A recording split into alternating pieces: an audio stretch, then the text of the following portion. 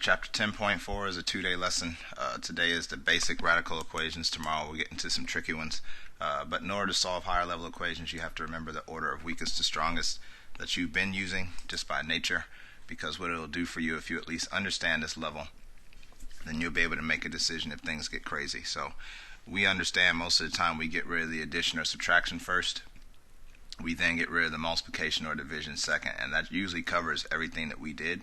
But if you remember when we started solving with squares, when we had x squares, that we got rid of the exponents after we got rid of the multiplication.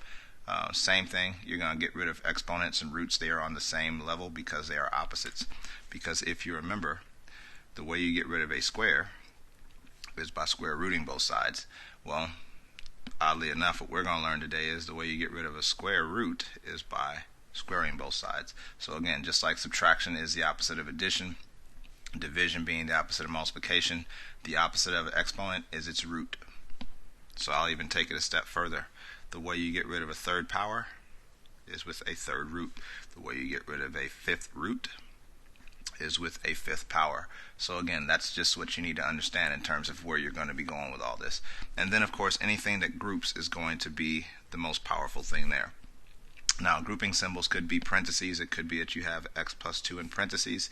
It could be that you have x plus 2 under a root, because notice that both of these are grouped underneath this symbol here. So that would be the last thing we would get to because of that. But what you should notice is that it's the opposite of PEMDAS, addition, subtraction being the weakest, multiplication, division being the second weakest, and then exponents, of course, the opposite of exponents being roots, and then parentheses or any grouping symbols being the strongest. So we're just going to solve 6 equations, get you to your work so you can try to get some practice on this stuff and go from there.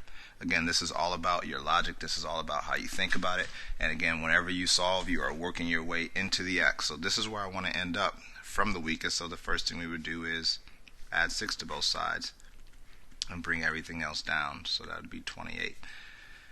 Then of course, again, the root is stronger than the multiplication, so what we would do here now is divide by 4.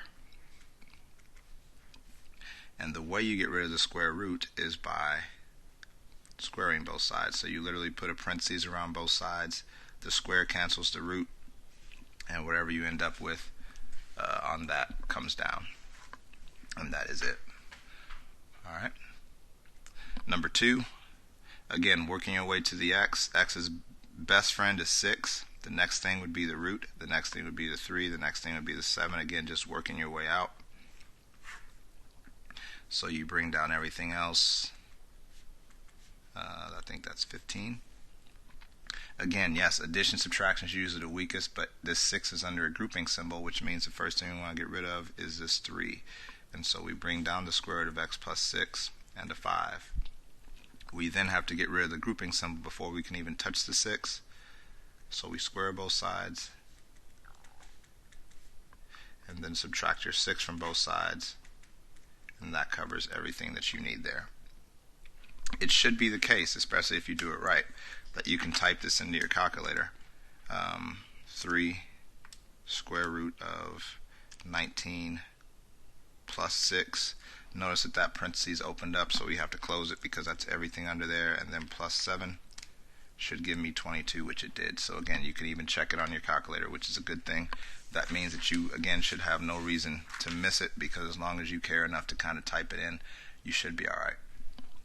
Number 3, you cannot touch the 2, you cannot touch the 11 because they're both under the root, which means we have to first off get rid of the square. Again, use these notes when you see your problems today, because these are the different types of problems you're going to see. The square, of course, cancels the root, bringing down 2x plus 11, and 9 squared is 81. You then solve as usual. This addition, subtraction is the weakest, and then divide by 2, and x is 35. Number 4 looks tough, but it's really not. The thing is, you can't touch the 5, you can't touch the 3, you can't touch the 9 or the 23 because there are roots above both of those. So what we do is we simply square both sides first. And what happens is both squares cancel both roots, and this turns into a basic algebra problem for us. From there we subtract 5x,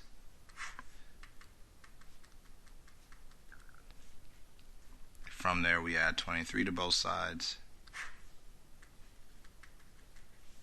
And from there we add 4. If you're wondering why the pace is so high, it's because really this is just a solving exercise, and again the only thing that's different is that we have to get rid of the root.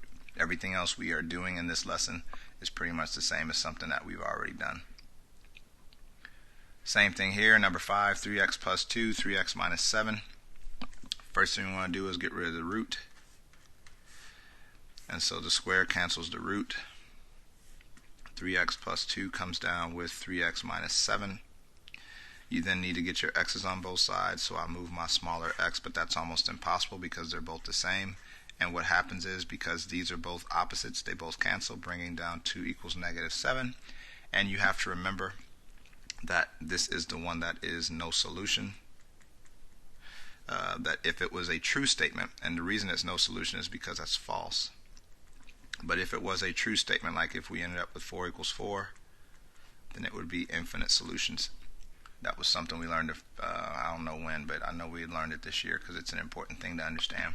Pops up on occasion, just make sure you're ready for it. And then number 6 is the only tricky question for the day, really. And the only trick about it is that you really can't get rid of this 3. And the best thing you can do, because if you try to divide by 3, then you end up with a root over 3, which is still just an ugly 3. So you honestly just have to square both sides. You then have to try not to make the same mistake I made yesterday in the lesson, because this side is easy, 4x plus 15. But you have to remember that this turns into 9 because it's 3 squared, and then that this squared cancels with the x, or cancels with the root. And so that's what actually ends up coming out. Because again, the squared to the 3 makes it 9. The squared to the root makes it just x. And that's where we are. From there, subtract your 4x and divide by 5 and get your answer on that. Alright. So again, this was a quick lesson. It should be a quick day. Just make sure, again, you're keeping in mind you do have your quiz coming up Friday. You don't want to have a couple of quizzes go bad, and I know some of you did not do so well on the last one, so make sure you take today seriously. And again, as we get closer to the end of this year, go on over to your Math Excel and let's see what we can do. Good luck.